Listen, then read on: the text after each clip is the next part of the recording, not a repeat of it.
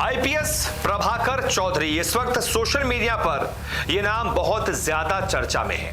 क्यों चर्चा में है आपको यह भी बताऊंगा, क्या उन पर आरोप लगे हैं यह भी बताऊंगा, उनकी असलियत आखिरकार क्या है, किस परिवार से बिलोंग करते हैं, कैसे उनको इतनी ज्यादा शोहरत मिली और आखिरकार अभी उनका नाम इतना ज्यादा चर्चा में क्यों चल रहा है। एक एक बात आपको बताऊंगा आईपीएस प्रभाकर चौधरी से जुड़ी हुई।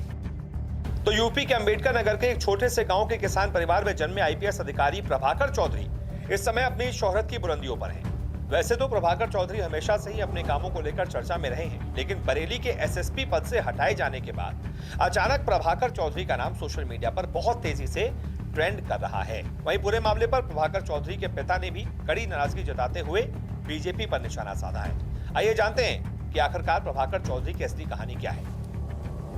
लगन और बहुत मेहनत से मिली आईपीएस की कुर्सी। जी हां, एक साधारण किसान परिवार से निकलकर अपनी कड़ी मेहनत और लगन से प्रभाकर चौधरी जिस मुकाम पर आज पहुंचे हैं, वो मुकाम हासिल करना आसान नहीं है। 5 बहनों के बीच बड़े प्यार से, बड़े दुलार से पले बड़े प्रभाकर चौधरी को लेकर यह कहा जाता है कि बहनों के प्यार ने ही इन्हें आईपीएस की कुर्सी तक पहुंचाया।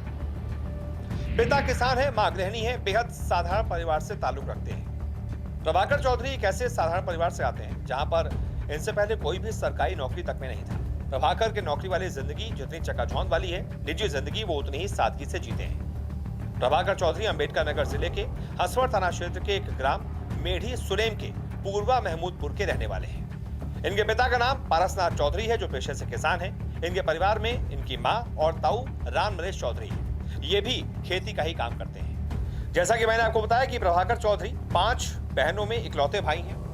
4 बहनें बड़ी हैं और एक बहन छोटी है। इनकी बहनों की शादी भी जिस घर में हुई वो भी बेहद साधारण परिवार के लोग हैं। आईपीएस बनने के बाद प्रभाकर की शादी मिर्जापुर जिले में हुई थी।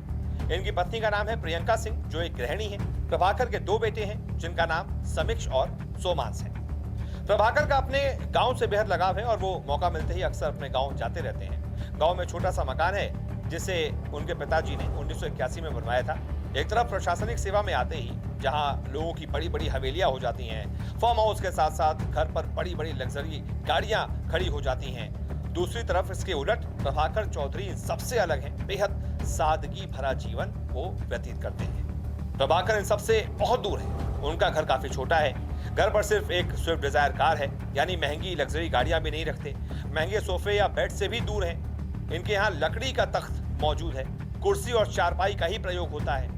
चाहे तो क्या नहीं खरीद सकते, लेकिन बहुत सादगी से जीवन जीते हैं। लोगों से मिलने साइकिल से पहुंचते थे।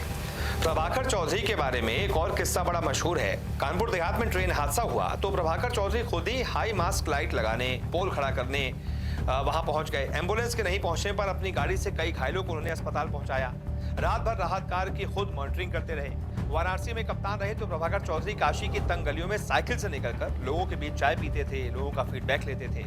यही वजह है कि प्रभाकर चौधरी वाराणसी में महज 8 महीने के अंदर बहुत लोकप्रिय कप्तान हो गए थे।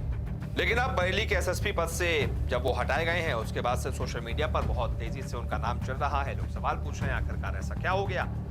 लेकिन जिन लोगों को उनके बारे में नहीं पता था, उन्हीं लोगों के लिए मैंने ये रिपोर्ट बनाई कि देखिए कितनी सादगी से अपना जीवन व्यतीत वो करते हैं। बहुत बहुत शुक्रिया इस रिपोर्ट को देखने के लिए।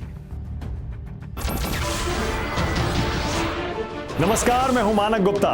अगर आपको हमारा ये वीडियो पसंद आया हो तो इसे लाइक और शेयर जरूर करें, और हां, हमें सब्सक्राइब और फॉलो करना ना भूलें ताकि आप देश और दुनिया की कोई खबर मिस ना करें।